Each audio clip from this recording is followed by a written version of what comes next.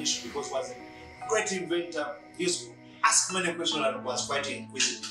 He painted the Mona Lisa, and it is said the Mona Lisa, even today, is one of the most expensive art pieces. He mastered the art of sfumato, which was a technique in drawing paintings that almost brought the paintings to life. He was balancing light with perspective and did a number of things. Also painted the Last Supper of Jesus Christ and his disciples.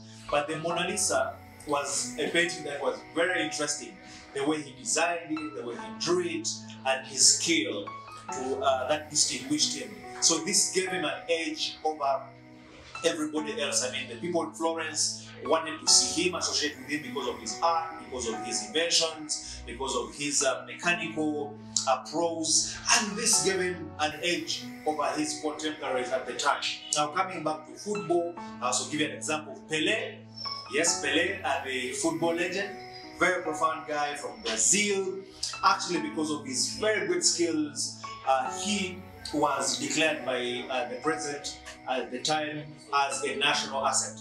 So meaning that he could not play for any football club. When he got on the field, he would play with a lot of skill, a lot of passion, and he delivered exquisite results at the football skill. And I think that time in Brazil was a football style called Ginga.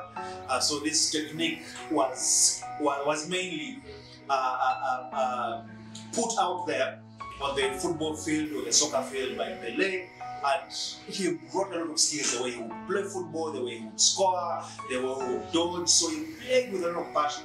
So this distinguished him from everybody else. So his identity was quite profoundly unique, because when he touched the ball, it's as if the ball was an extension of himself. And he did a lot in the football world, won a number of accolades. FIFA voted him as one of the finest footballers of the 20th century, and he did quite a lot of exploits in his field and became a national asset in Brazil.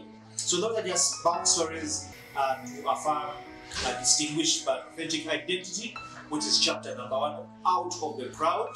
But as I wind up, I'll also give you a bit of an analogy on chapter 1 that I discovered that authenticity is about being yourself, being original, not being a copy, not being a fake, being yourself.